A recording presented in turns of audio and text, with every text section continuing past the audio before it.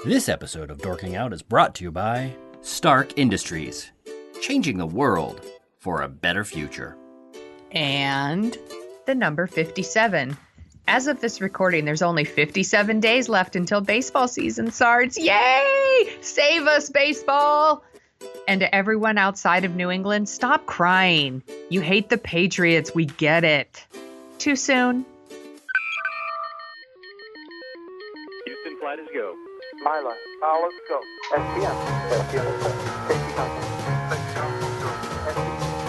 From Assignment X, Amalgamated Storytelling, and thesoniashow.com, it's The Dorking Out Show with Christopher Allen Smith and Sonia Mansfield. Welcome to episode 33 of Dorking Out, a podcast for people who like to dork out about stories and the stories and pop culture that we love.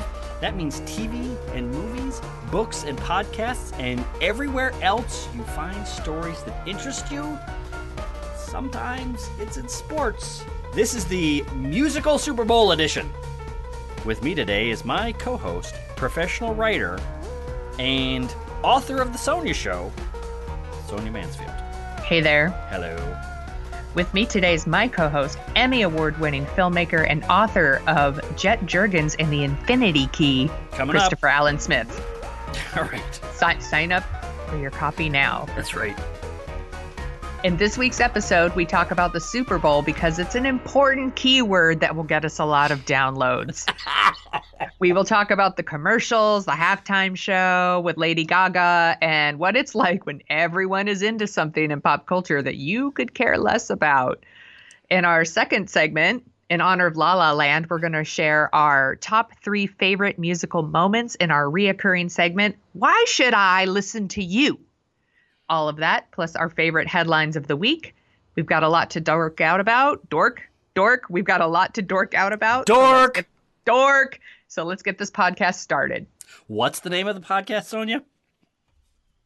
I forget. Is it Darking Out? Dorking Out. We're professionals.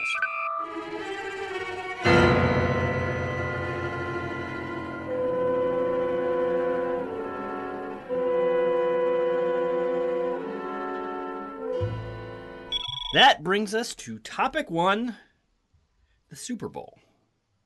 Now, I'm not the biggest Super Bowl fan in the world. My love of football lived and died with the 49ers dynasty under Joe Montana and Steve Young. Well, then this Super Bowl should have been particularly devastating for you. If I cared that much about football, it might have been. Okay. But for a lot of people who are kind of more on the Hollywood side of things, and from what I mean by that is they're more into movies and TV than necessarily sports and who won and who lost this and that. The Super Bowl is kind of like, and I'm going to go deep into the archives for this poll, Shadows of the Empire in Star Wars, which was, if you don't know, a multimedia blitz in the 1990s centered around what they termed, basically, it was a Star Wars movie that never happened. It's not that they were planning to do it, but the book section, the comic book people, the music people, video games, all of them got together and said, how could we promote something as though it was a new Star Wars movie and push out a bunch of stuff for people to buy if there was no actual movie for it to tie into? The answer kind of was yes. And for me, that's kind of what the Super Bowl is a lot of stuff going on, but at its center, I am not super interested in what's going on, but it's a fun way to spend a Sunday, and I was actually getting all ready to go off on a rant earlier this week when we talked and we put this on the docket. Now I'm feeling much less ranty. Sonia Mansfield, you just finished watching the Super Bowl. Yes, I did. What do you think? What are your thoughts? I don't like football. I tend, when I watch it, I'm like, oh, I just hope nobody gets a concussion. That's kind of what I root for. I don't really care about football, but I do like that the Super Bowl is kind of one of the last things that we as a country all watch at the same time. We don't have a lot of that. So we don't, it's like Oscars, Sharknadoes, and the Super Bowl. and maybe the Grammys. I don't know. Sometimes people watch the Grammys, but I'm just not a football person. I think it's interesting that people like us who like to dork out about things like Star Wars are considered like goobers, but then if you're like someone who's super into football, you're cool. And I'm like, well, you're just dorking out about something different. That's all. Right. Something. Sports, really, it's just a bunch of numbers. It's super dorky if you think about it.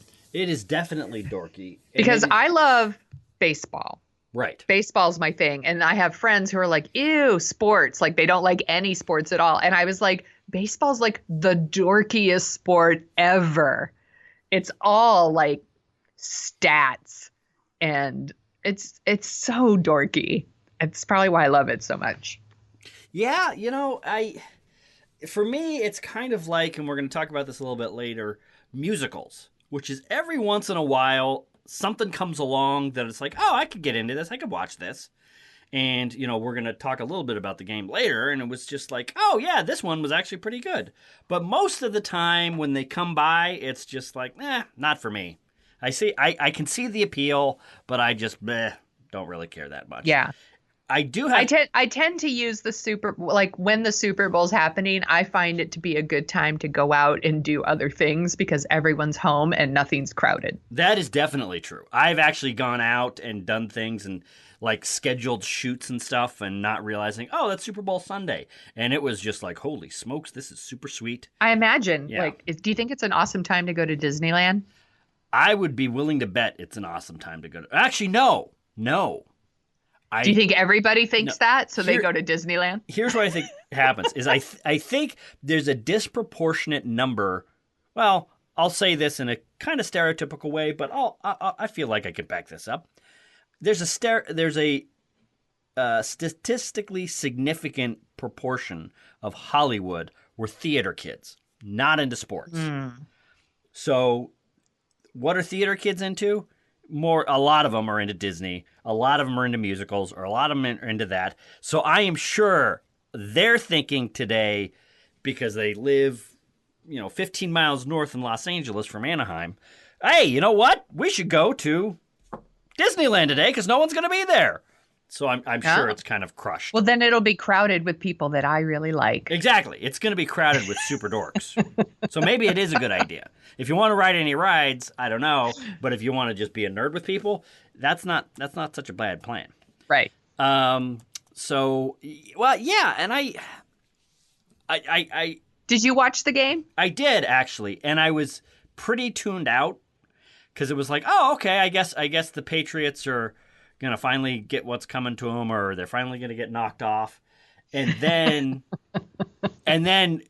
as soon as one of the guys said, I think the score was 21-0, and one of the commentators said, no one has ever come back from this. This is as far behind as any team has ever been. If they come back from this, it will be... Thanks, 538. I know where this is going. That's the thing. Yeah, this will be the greatest comeback of all time. So I said, well, I'm watching it anyway because we're talking about it on Dorking Out. So let me just see what's up. And then it slowly started to happen. And I do have to admit, you're probably not going to like me for this, is when I don't like you for a lot of reasons. Exactly. This is going to be another good one. I'm a Yankees fan. Ew. When I was like, from 2 to 4, ladies 2 to and 5. gentlemen, this is the last episode of Dorking Out we are ever doing. I knew it was going to work. Not talking to this Yankee fan. That's anymore. right. As much as I care about baseball, which I don't, I don't think I've ever seen the Yankees actually play. How could you grow up in the Bay Area and be a Yankee fan? Well, That's one, disgusting. I don't care about baseball. I don't. It's disgusting. 2, what's wrong? What has everybody had against winning? The Yankees, perfect for the guy who doesn't care about baseball. That's right. You dip in. Chances are your team's going to win the I was just going to say the Super Bowl. Chances are your team's going to win the World Series. Awesome, great, whatever. The most winning by double digits, I think. The most winning franchise not in lately. baseball. Yeah, exactly. That's true. I don't care. Anyway, point is, the Patriots are essentially the Yankees of football now. Everybody. One thing that seems to unite all of my football-loving friends, except for the Patriots fans, is their hatred for the Patriots. And, Bill Belichick's a cheater, and Tom Brady's a cheater, and they're just this and that. And deep down in me, there is a little bit of a sadist or a little bit of a, like, I just want to watch the world burn kind of thing. I usually am really with the underdog, but every once in a while, and I think it happened today. Actually, this is really funny. Every once in a while, there's kind of a underdog smugness. Like, we're finally going to show those Patriots what's what. It's going to be so much fun to wipe the smile off Bill Belichick's face. Actually, not his face, because he never smiles. It's going to be so fun to watch Tom Brady and wipe the smile off his smug face, and he's going to see what's up, and he's not going to get the most Super Bowl rings ever, blah, blah, blah, blah. And then watching, in that second half, dreams across the country get crushed 1 yard at a time. Yeah. Well, you know what? Watching really kind of fun. When the Patriots were losing, I watched the game over at my parents' house, and my dad was like, he used to be like a really big 49er fan. Like, he still watches football, but like he's not super into it. But he was a Joe Montana fan, and he kind of, he didn't want Tom Brady to beat his record, which I'm like, yeah, I can get behind that. Let's root against the Patriots. I don't really like Tom Brady. I think he's kind of a douche. He's not my favorite. Yeah. But when they were losing, everyone was like, yeah, they're losing. And I was like, oh, poor Tom Brady's going to go home and like cry himself to sleep on his gigantic pile of money next to his supermodel wife. Like, I think he's going to be fine, you guys. Right. And then he won anyway. So, yeah. Well, see, that's the thing.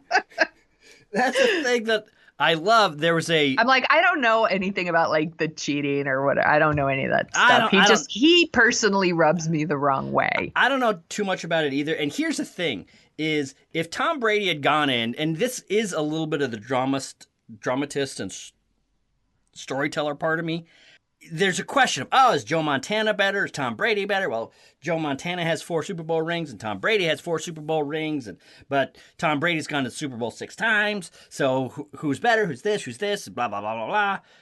It's over. Tom Brady came from the deepest. He had the complete stereotypical wonderful Super Bowl. He was down. He was counted out. It was over. There was a lot of Patriots haters on Twitter. Oh, yeah. Tweeting out, oh, my God, I haven't seen a massacre like this since Bowling Green. Yes. They're kind of being That's a good one. They're being kind of snide and funny. Lady Gaga covered more yards. Right, exactly. And it's kind of like, and at the end, I don't use Twitter all that much, but at the end I kind of tweeted out, hey, yeah, it is exactly like the Patriots blowout defeat was exactly like the massacre at Bowling Green, because it didn't happen. You're funny. Yeah. But, he has told the story. He has more wins than anybody, and he did it in the most ridiculous, dramatic fashion, and that's it. It's over. I don't know. I thought I still don't like him. I still don't like him either, but from a Heath Ledger's Joker point of view, it was a whole lot of fun to watch. Yeah. Well, he might have, won 5 Super Bowl rings, but he has not won my heart. I think he's fine. I think he is too. So, it's funny because when we talked about putting this on the docket earlier this week, I was in full screw the Super Bowl mode. It was just like everybody's yakking about a bunch of stuff. And now there's kind of, it used to be fun of, people who don't really like football, people who don't really like baseball can watch the 4 quarters. No. People who don't really like football, they can watch the kind of funny commercials and watch every big ad agency in the country desperately try to grab their Clio. Yes. And then, but now it's kind of like Super Bowl spots have become their own thing. So I'm almost not even having fun watching the supposedly funny Super Bowl commercials. By the way, how amazing is it? How smart are they that they convinced us that watching commercials is an awesome thing? That like, hey, one time out of the year, don't fast forward through the commercials. Exactly. No, and Like I get it. these are things that we usually fast forward through. These are the things that like we pay for like the premium Hulu or whatever so that we don't have to see ads. Yeah. And then there's like one day out of the year where we're like, no, we're going to actually sit down and like watch ads too. And these ads were really lame. Did you see any that you were like, that's a good ad, Well, or that's really clever, or No, that's the thing. Is there's a couple that I thought was like, okay, that's fine.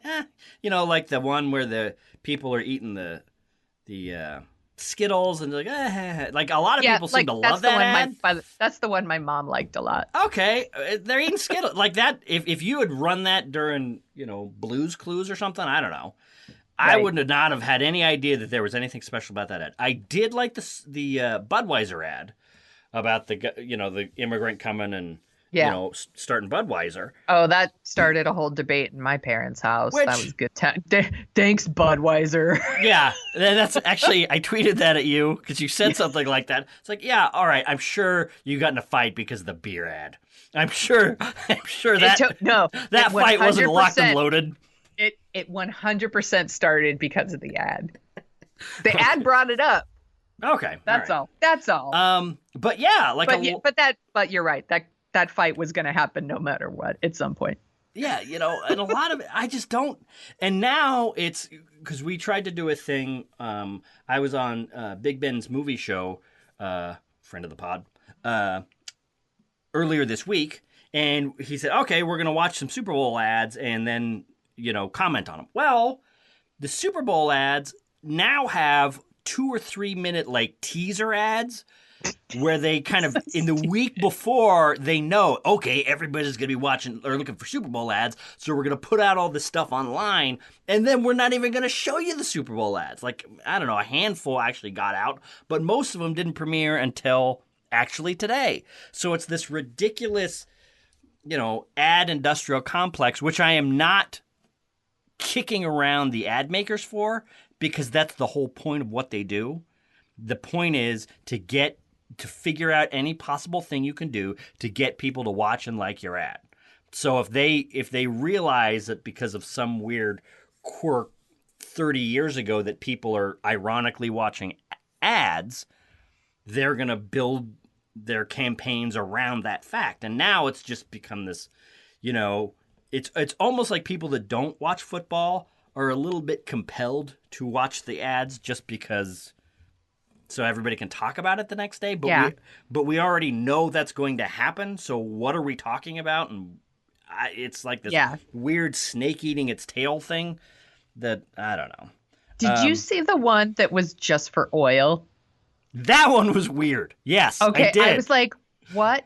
I was like, WTF? Like, it was like, it's not your mama's oil. It's like oil. It's like oil to the extreme. What the heck is that commercial about? Well, here's the thing, is a little bit of it, I was like, okay.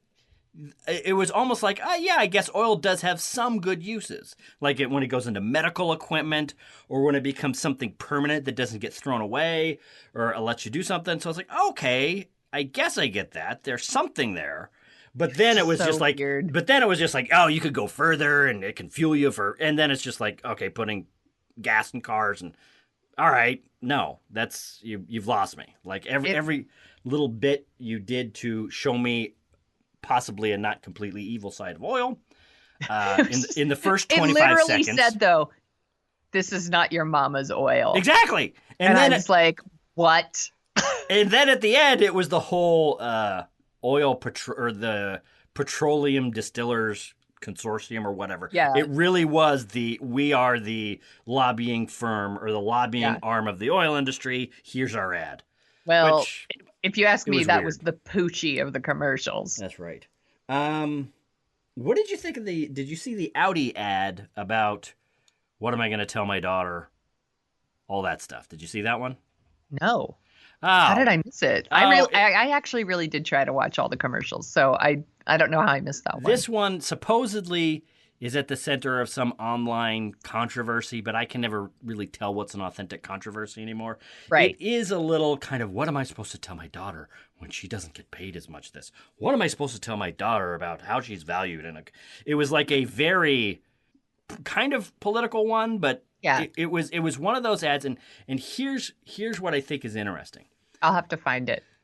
Is some of these ads feel like they have to say something. Like, I think the Budweiser ad is a good ad, but it was very subdued. And Right. and I think the Clint Eastwood ad a couple years ago, where we're going to start making things in this country again. We're going to make our own cars and all that stuff. And there's a certain kind of playing with fire that some of these people do, where they want to be political, but they don't want to be offensive, and they don't want to start fights. They just want to try to find a point of common agreement within a larger political something. So you've got to thread that needle very gingerly, and I don't think the Audi ad did it. It's so interesting because there were so many commercials that were about like inclusion and acceptance and all these things. And then people were like, well, all these commercials are big middle fingers to, our president, and these commercials don't speak to me. And I was like, well, if commercials about love and acceptance and inclusivity don't speak to you or our president, maybe the commercials aren't the problem. Exactly. Kind of thing, But the Budweiser one was so interesting because they're saying like, well, we made this commercial before, before Trump signed his ban. And it's like, but also like, this was something that was talked a lot about during the campaign. So they knew it was like an issue. Yeah. And I'm like, if you're just going to be political, just say you are. Well, that's the thing. Kind of own it. That's what I kind of liked about it. It was a show, don't tell. It wasn't them wearing their thoughts or whatever on their sleeve. It was, we're going to show a guy getting off a boat. We're going to show him getting yelled at. We're going to show him struggling to get to St. Louis. We're going to show him meeting a guy. And then the rest is implied. This guy came to America to start a beer company. It was all very subtle. Like the message was implied, not like, like with the Audi ad, there was some line where it's like. And it doesn't say it's not your mama's oil. Exactly. It's not your mama's beer. And there, like with the Audi ad, I'm almost sure there was a line in there that they said, how am I supposed to tell my daughter that she's going to be valued less than every other man she meets? And it was a very subtle, nuanced way to say it. Which I haven't weird. I haven't seen the ad, and I appreciate the message. Yeah. What does that have to do with Audis? I don't know. Oh, that was like, at Audi, we're going to pay women the same as men and all this. Oh, okay. It was kind of one of those things where. At least the Budweiser one was somehow related to its product. Exactly. And for me, I'm finding more and more of this the last couple months where. Also, I hate defending Budweiser because that's right. Not my favorite beer. Yeah. But anyway. Which is, my heart's with these people, but man, the way that they're conveying their message is not either A, not helpful, or B, kind of irritating. Yeah. So that's kind of where I settled down. Should we talk about Lady Gaga? I know we don't have like a ton of time. No. I've been yammering away. What did you think? Fine. She was fine.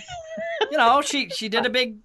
I thought the drones were cool. They had that was cool. And I think we're get ready for seeing that from every Super Bowl from here on out, which is they had motion controlled drones moving behind her in the sky, making different symbols and all that kind of stuff, which was cool. There's like 300 of them. Right. And there was part of me. There's kind of a stereotype of, family going home and getting into political arguments around the Thanksgiving table. And there was all this kind of, what's Lady Gaga going to say at the Super Bowl and this and that. And my attitude is not everything has to be political. You don't have to go home and find the one thing you disagree with your mom on and have a big fight about it. You know what I mean? Right. You can go into someone's home and talk to them about literally anything except for politics and have a pleasant time.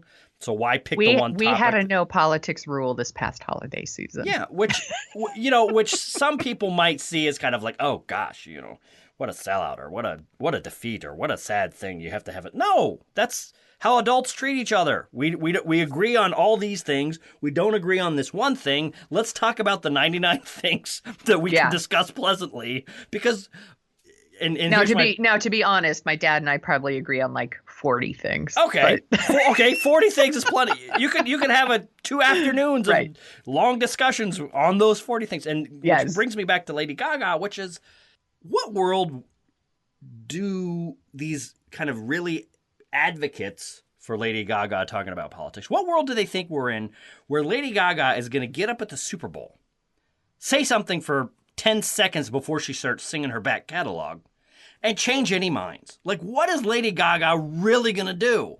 Nothing. Right. It's pointless. It's, you know there's what, a time though? and place. That's another one, though, where I think if you listen to Lady Gaga songs, and, she was talking about, like, she sings songs about, like, I'm born this way. Right. A lot of, another one about, like, acceptance and love and being inclusive and things like that. So I think the message was there, but it wasn't maybe as overt, because I'm seeing it and I'm like, well, she's talking about, we're all the same. We're all one country. Right. Like, let's come together. I'm taking it as that. When it's done, my mom goes, see, that was really good. And it wasn't political at all. See, what? And I was like, there you go. Like, 2 totally different interpretations. Now, here's the thing. I think that's where you've said much better in 2 sentences all the yammering that I was trying to say is... As usual. That's right. Is all Lady Gaga has to do is get up and sing her catalog, and everybody knows what's up. Everybody gets it. Or it's subtle enough that if people are not ready to hear their message, they think, oh, I like the music, I like this and that, and some days they'll be persuaded, which is, say what you want about political persuasion, but that's how, support for gay marriage in this country went from 10% to 70% over the last 25 years. It's not a bunch of speeches at the Oscars. It's people liking Will and Grace, thinking they're funny and fun, and wanting to watch them. And it's like, oh, yeah, all right. And slowly, canned laugh by canned laugh, one Lady Gaga song after another, people are persuaded. Persuasion. Well, I don't know if Lady Gaga is ever going to persuade my dad to do anything. And I have to say, it is really weird to sit on a couch next to my dad and watch Lady Gaga, because I know that he's just watching her and he's like, what is this? Like, he doesn't know. Like, I mean, he's like, she's squirrely. That's what he said. And I was like, he is not wrong. He's not wrong. Wow. Is there anything else you want to say about the Super Bowl and the ads and all that stuff? Because I think that's it. Lady Gaga is squirrely. We might have to. You know what? We might have to change the name of this podcast. I like our name. I don't think I have anything else. I'm just, hey, you guys, 57 days left till baseball season starts. All right.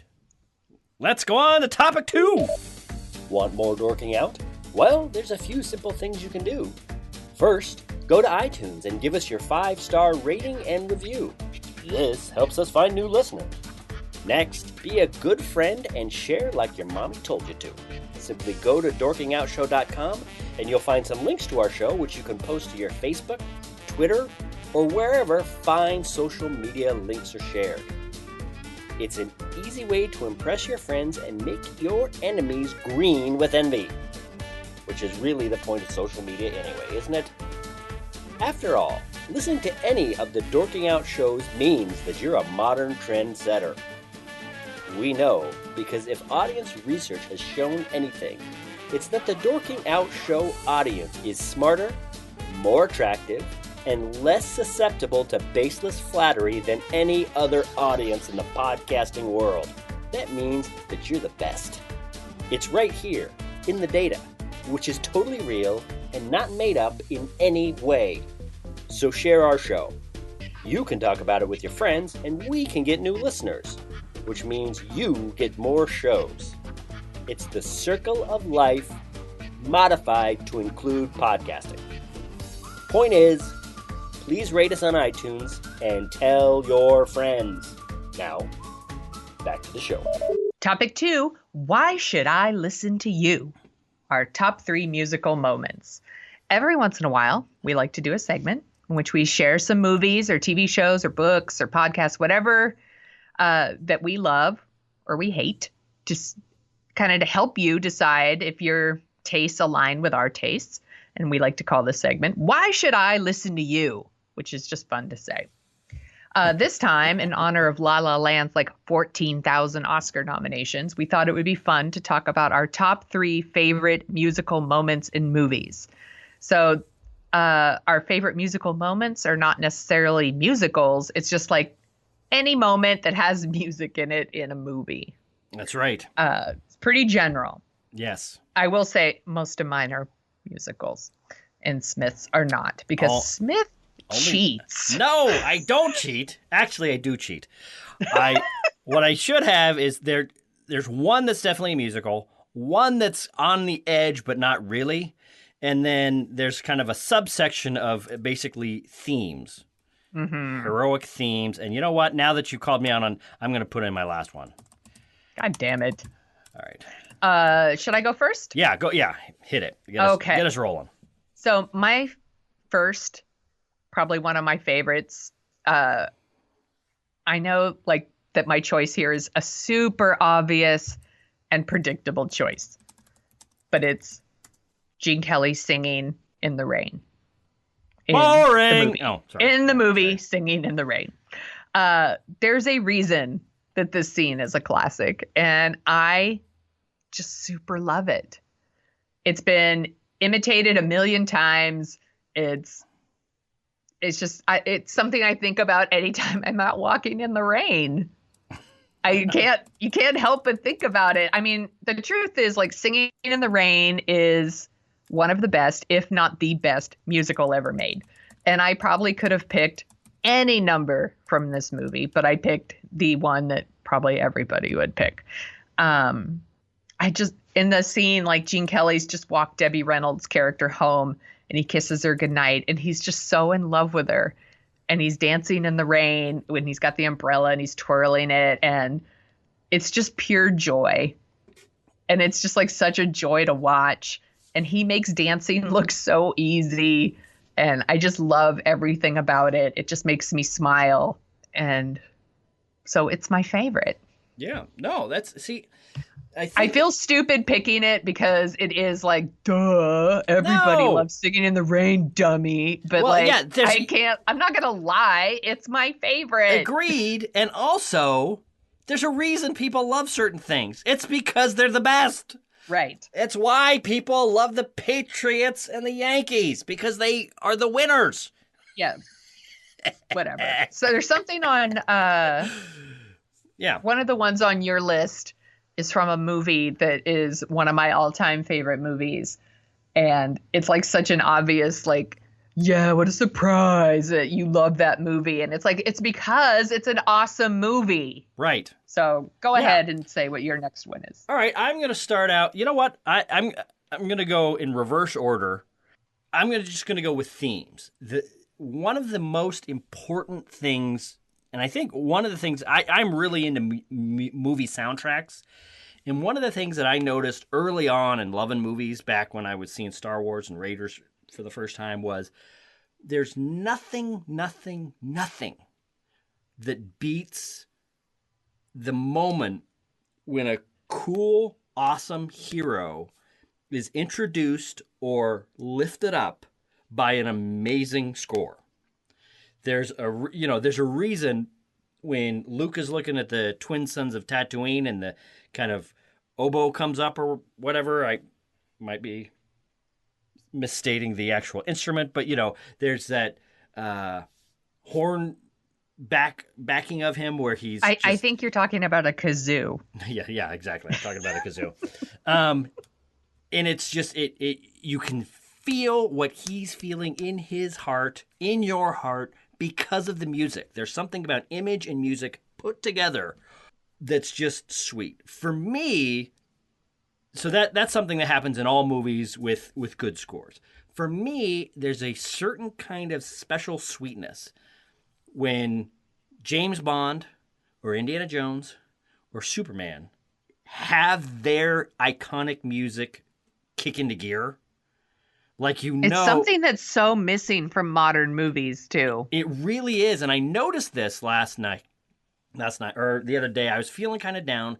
And when I was feeling down as a kid, I used to watch the truck chase from Raiders of the Lost Ark because it was just so unbelievably kick-ass. Everything was awesome. I love watching Indiana Jones punch Nazis. Exactly. And it's just, and even now, I was watching it thinking, God, does this still hold up? Because it's been, we've had all these movies come out and all these cool new car chases and all these great new techniques and everything. Does this even hold up? And when Indiana Jones's theme kicks in when he's beating up all the Nazis and throwing them off this truck, stealing the Ark back, God, there's just nothing in movies like it. So for me, it's going to be the moment, and I'm going to try to have 3 links in the show notes for this. My theme for this pick is hero themes. And for my Indiana Jones's theme is unbelievable. James Bond's theme, there's nothing better than that. There is. There's one thing better than that. But when James Bond is being super cool and that music kicks in, that guitar riff, there's nothing cooler on film. They've the James Bond theme's a little messed up because they didn't really figure out how to use it all that well in the first couple James Bond movies. So there would be one time where he'd introduce himself as Bond, James Bond, and then the music would play and it'd be like, oh, cool. And then sometimes, I think in Thunderball, he would just be walking into a hotel lobby to check in and they'd play the music under that. And it's just why is this music? Is he about to just kick everyone's ass in this whole hotel right now? Why is this? Why are you wasting this music on him? It's just like him brushing his teeth. Pretty much. And it's why is this here? It's since then, movie themes have been used so much better that it's disorienting. It's this music cues me up to expect a certain thing, and all you're doing is asking for your messages. And it's weird. It's the same theme I hear when I'm walking around my office and going into my cube and filling up my stapler. That's right. Did you just say filling out your stapler? Filling up. Oh, right. Putting staples in my stapler. I believe you have my stapler. That's right. But my last cheating thing here is there's one theme that stands above all the others in terms of beauty, in terms of perfection, in terms of matching with the hero. It's better than Star Wars. It's better than Raiders. It's John Williams' theme for Richard Donner's Superman. And that is an awesome theme. There's a moment, and I'm going to try to find the link and put it in here, where he becomes Superman in the first movie, and that the horns kick in and start his theme, and it's just you believe you're going to leave the movie theater by flying away. This moment will transform you. It will turn you into a superhero because it's just so uplifting. So, yeah. So the Superman themes in general, but the Superman theme in particular, I want to call out here as my favorite. That's a good one. The link. So, what's your next one, Sonia? My next one is John Travolta takes the floor in Saturday Night Fever and dances to the Bee Gees' "You Should Be Dancing." This was from 1977, and I think it's one of the most iconic scenes in the movies. Yeah. You're just watching a movie star be born. Really, John Travolta's only known for what, Welcome Back, Kotter at the time. Right. And I just love that scene. You can see what a great dancer he is. He doesn't just think he is. He is. Yeah. And you could see how much he loves it and how it makes him feel. And you can, and why he loves it.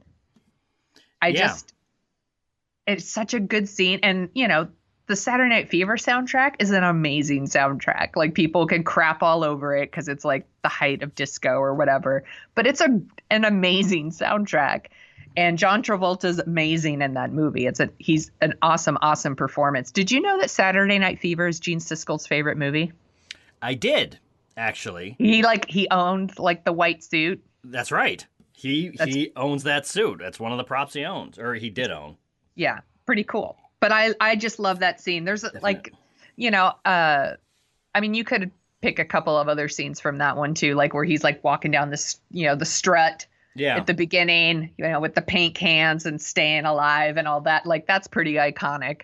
Yeah. And but I just love that scene where he dances on the disco dance floor. It's all lit up underneath, and he's all sexy and cool. And there's like this little moment when he's dancing, and there's like a woman like sitting alongside the dance floor, and she's like, all right.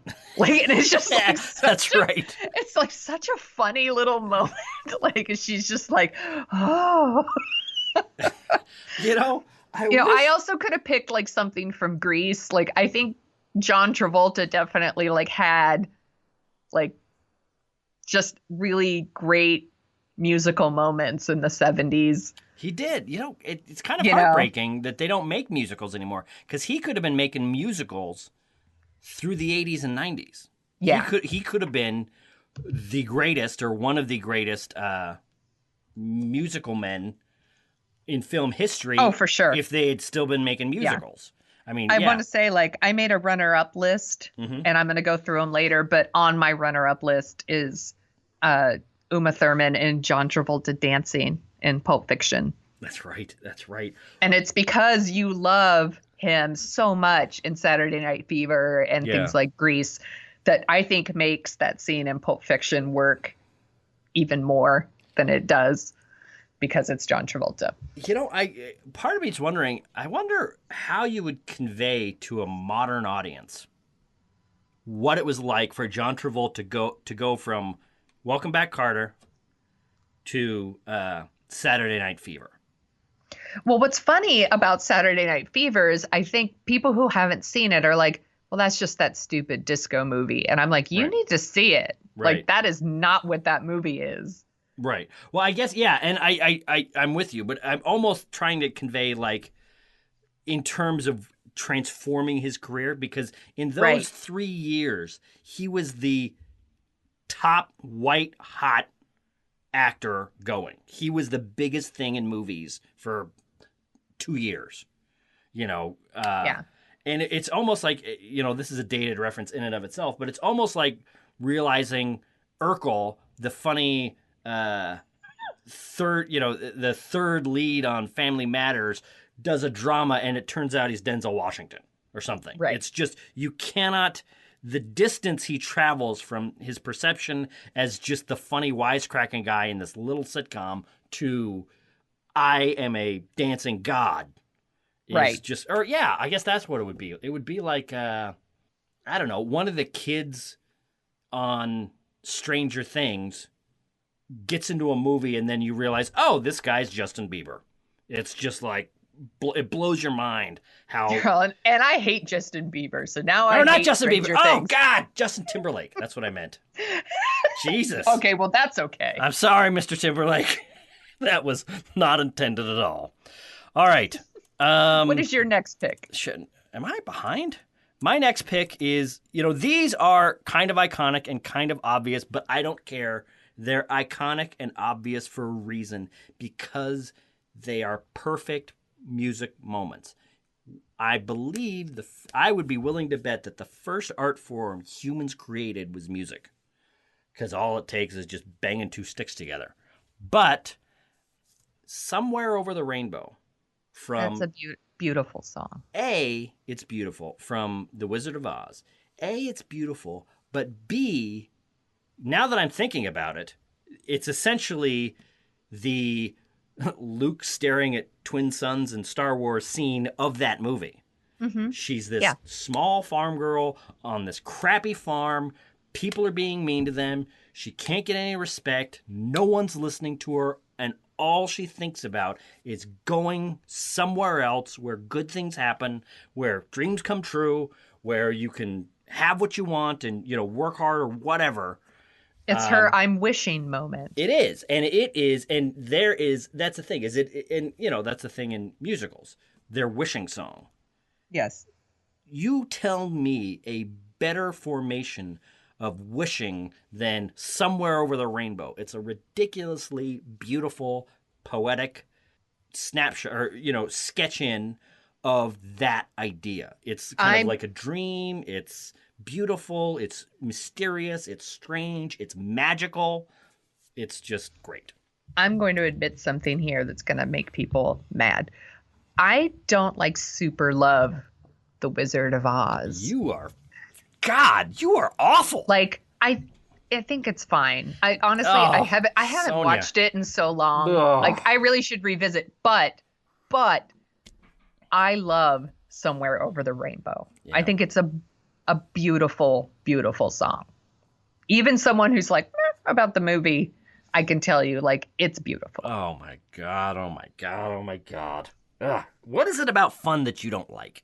What is it about beauty that irritates you so much? Ugh. All right. I just want to destroy things that are beautiful. Pretty much, yeah. No. I do need to, you know what? I need to rewatch it. Yeah, It's been a really long time. It's one of those ones I watched as a kid and I was like, I don't know if I really like this. And honestly, I don't know if I've really watched it again as an adult. So Okay, all right. Watch it again, but I got to tell you, if you don't like it, well, be we're already not gonna be quiet, friends. Yankee fan. Yeah, that's right. Yeah, that's right. I feel vindicated now. I like the Yankees, but Sonia doesn't like The Wizard of Oz. So what are you going to do with that, listeners? What's your next one? My last one is another one that's such a classic. I feel like I'm cheating by picking it, but it is really my favorite. The opening to A Hard Day's Night. Yes. The Beatles' Hard Day's Night is one of my favorite movies of all time. And it's another one where I could have picked any song from the movie. But the opening scene with that opening, the opening chords and the Beatles running all over London from their crazed fans trying to catch a train, it just sets you up for the rest of the movie and you're watching rock and roll history. Yeah. And it's just an awesome, catchy song. It's the Beatles. Come on. Now, I was looking for a link to that to put into our show notes because it has been a little while since I've seen it, even though now that I'm thinking about it, I own it. Doesn't Ringo fall down hard in the first shot of that movie?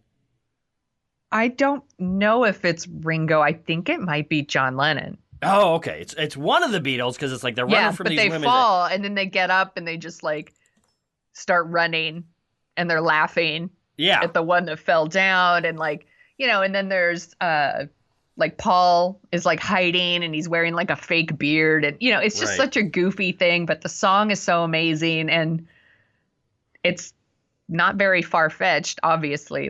They really were chased everywhere they went. It's such a great movie too. If you have never seen Hard Day's Night, you should watch A Hard Day's Night. It is an unbelievably funny movie. And it is so funny. And that's the other thing is it's deceptive how much of modern irreverent culture comes from that movie. Yes. It's for kind of a certain kind of Woody Allen style wise ass of the 70s and 80s.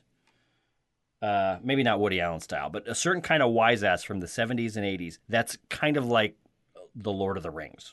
Everything started with that movie. It's such a funny movie. Yeah. So. And of course the music is amazing because duh. That's right. What's your last pick? Speaking of amazing music, this one is obvious. And I believe when the AFI did their 100 songs of the 20th century film, my two choices were 1 and 2, and I'm pretty sure Somewhere Over the Rainbow was 1.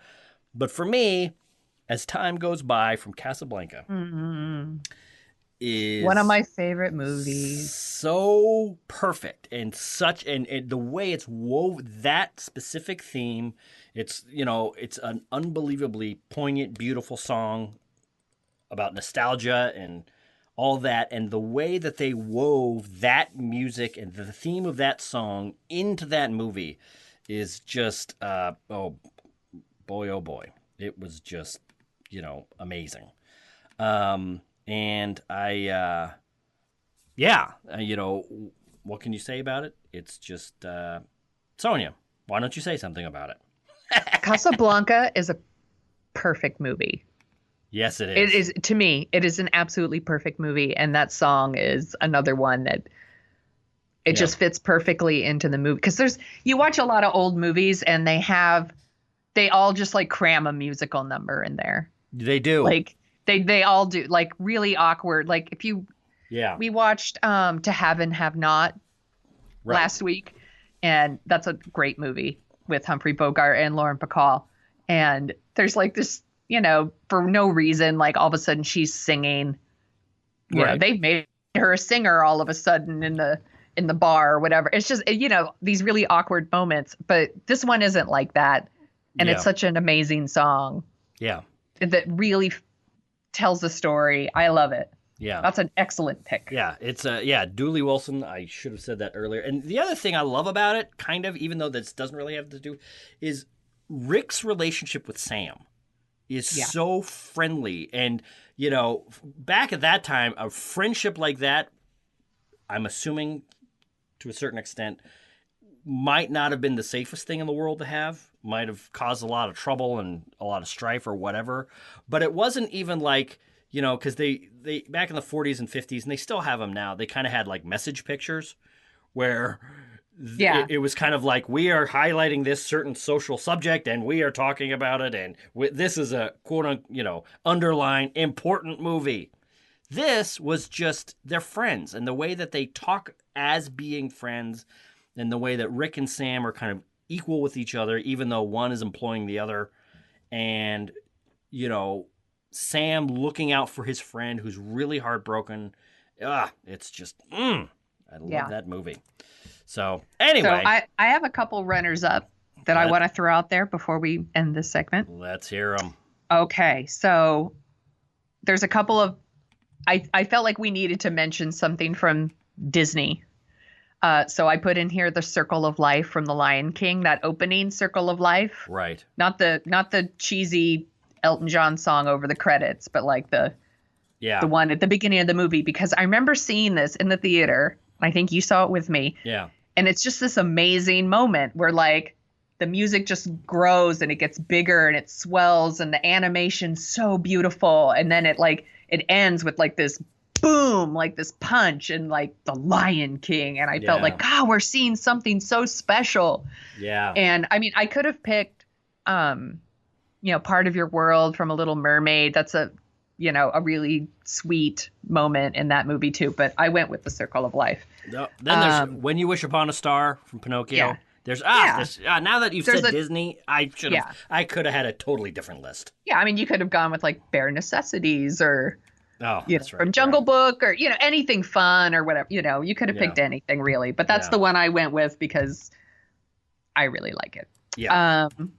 I really love In Your Eyes from Say Anything, where he's holding the boombox outside her window. Yes, I danced to that at my wedding because of that scene.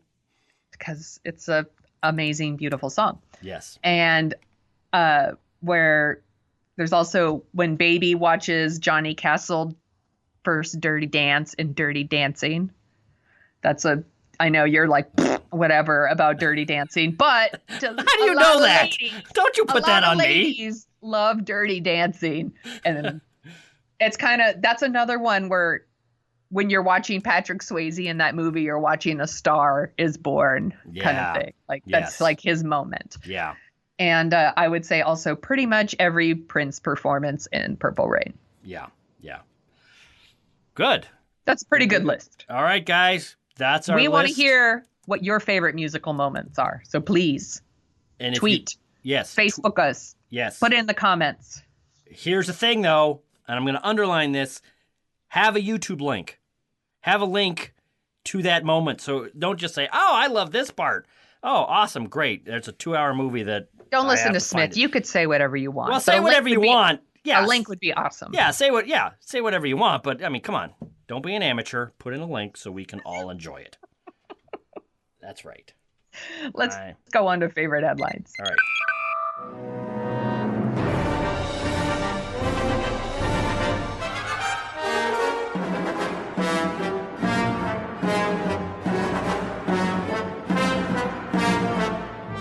That brings us to our favorite headlines of the week. Sonia Mansfield, what is your favorite headline of this week? My favorite headline is the serial creators have announced like a new podcasting series. Not like theirs. They haven't announced what their third season's going to be, but they kind of formed a new production company, and the first podcast that they're going to release from their production company is called S-Town, and it's about a small Alabama town in which like there's like a rich and it's nonfiction, it's true. Like the son of a wealthy family in town has been bragging that he got away with murder, and so this reporter went to kind of like check it out, and while he was there, someone else ended up dead. Dun dun dun. So he started doing all this investigating, and I guess he uncovered a really good story. So I'm super excited. And I have not talked to Sonia about this. I heard about this. I'm pretty sure that we are going to be including this as one of our segments. I think it comes out in April. Am I wrong about that? Let me see if I can find a date. Whenever it comes out, that's going to be one of our topics. So we'll give you a kind of a warning. And my understanding is that they are releasing the entire season of that show at once. All at once. Netflix style. So you're gonna have a week or two. Yeah, binge listening. Binge listening, and then we're gonna be talking about it on this show. It should be dropped sometime in March. Oh, March! Even better. All right, so get ready for that. Cool. What's your pick? One, I'm gonna blast through this. One is my one that I wanted to talk about because it was kind of interesting. But the other one is my real favorite headline. The one that I was going to talk about was James Cameron saying all the writing on the Avatar sequels is done. They're going to start shooting in August. So we can expect Avatar 2, 3, 4, 5. Count them. 5. I wish the count was here. 5 Avatar sequels. Which part of me is wondering, we've never seen something like this before. Before, when Avatar came out, I don't think the Marvel Universe existed. I think the biggest feat in movies was Peter Jackson doing 3 Lord of the Rings. Iron Man was out in theaters, but but they didn't have like a universe planned. Yeah, it wasn't here. It was, the first Iron Man did good. Wouldn't it be great if we could do this in the future? That's where they were at. Cameron is coming back and saying he's taking his shot at, franchise immortality. He started the Terminator franchise, but that's kind of rolled off into a ditch twice now. He worked on the Alien series, but that wasn't really his, and it's also rolled off into a ditch. Avatar is his Lord of the Rings. It's his Star Wars. It's his Indiana Jones series. This is the series he's going to be known for. And he's doing 4 movies back to back. Good Lord Almighty.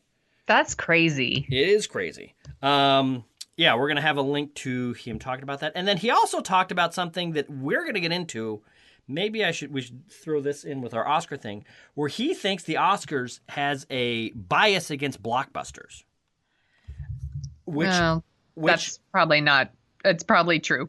See, that's the thing. At first, I was like, "What? All right, come on." And then I started thinking about all the nominees this year, all the nominees last year. There was definitely a time, especially when he won for Titanic, or when Peter Jackson won for Return of the King, that the Oscars felt like rewarding things that were not tiny little indie-hearted movies. Sometimes they went with the big spectacle. Sometimes they went with a genre movie. Sometimes they went with whatever. But now, Best Pictures, they're not only can't they be comedies, they can't really be that popular, and they can't even be kind of a big studio drama anymore.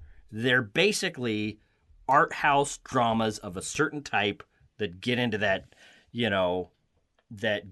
category. A couple might slip through, but yeah, I don't know. I thought it was a little bit more interesting than I was expecting to see him go off on Oscars. And his rant about it, or his discussion about it, is essentially actors have a thing against big spectacle movies. As actors, temperamentally, they are averse to big effects-laden movies. And the more I think about it, because the acting branch is by far the biggest branch in the Academy, he might really be onto something there. He might have put his finger on the reason, and that's the other thing, and that could also explain why comedies essentially need not apply. Anyway, they don't think they're actory enough. Exactly. That's right. If you're making someone laugh, that's fine. You have to make them cry to get an Oscar. Yeah. That's the thing. By the way, did you ever see the movie The Nice Guys? I did. Actually, I watched it again a couple weeks ago. I just watched it the other day. That was an awesome, funny movie, and I can't believe that it wasn't nominated for screenplay, at least. Anyway, go ahead. Yes. Okay, now my last one is really my favorite headline of the week, which is L.A. Law, one of my favorite dramas of all time. You love L.A. Law so much. I don't know. Have I said, now that I think about it, have I talked about this on this podcast? You've just brought it up a few times. Okay. All right. Well, I'm like, here we go again. We're going to talk about L.A. That's Law. Right. It's now that I'm done talking about the Fantastic Four, it's on to L.A. Law. Anyway. Everybody drink. That's right. So Stephen Bochco a couple weeks ago was saying, "Oh, we're gonna essentially kind of create a sequel to L.A. Law." Now, for those of you that don't know, it was one of the big prestige dramas of the 80s. It's where Jimmy Smits got his start. It's where, now that I'm looking at the picture of the original cast, Harry Hamlin was in it. It's basically filled with a bunch of people that nobody knows who they are anymore. Only Jimmy Smits apparently survived. Right. Anyway, so he was trying to get it to go on to the CW.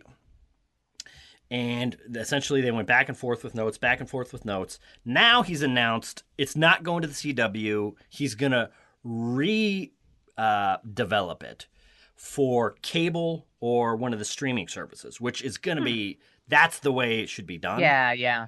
But what's interesting is redevelopment happens usually when a project has gone off in a completely wrong direction and there's not that much there left to salvage, and you kind of have to start over. So this is almost, I'm sure Abby might yell at me, but this is network notes destroying an idea, and someone like Stephen Bochco, the David Chase of the 80s, saying, you know what, I'm taking my ball and I'm going to cable. I don't need this. Plus, it's going to be a better show. So hopefully, cross your fingers, late 2017, 2018, the return of LA Law, a great, great lawyer show. I hope you're right. I don't want you to be disappointed. No, nothing can stop that now, Mansfield. Now it's just, it's gradations of disappointment that we're going to have to deal with for some time to come. I'll just put it like that. So, anyway, is there anything that you would like to say at all? I'll just say goodbye. Bye!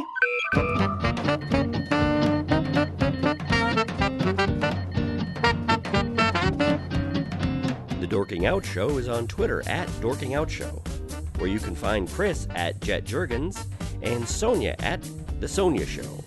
You can read about Sonia's random adventures at thesoniashow.com and track the slow and creeping progress of Chris's novel and his other hijinks at jetjurgens.com. You can find out more about the Dorking Out Show at dorkingoutshow.com. While you're over there, you can support us by giving us a review on iTunes. We have a handy-dandy iTunes link to whisk you right back to 2007, where you can leave your review and 5-star rating in iTunes. We'd do it for your podcast. Want to dork out even more? Well, you can sign up for our newsletter, where you'll get all the headlines we use as fuel for the show. That's it for this week. Thanks for listening.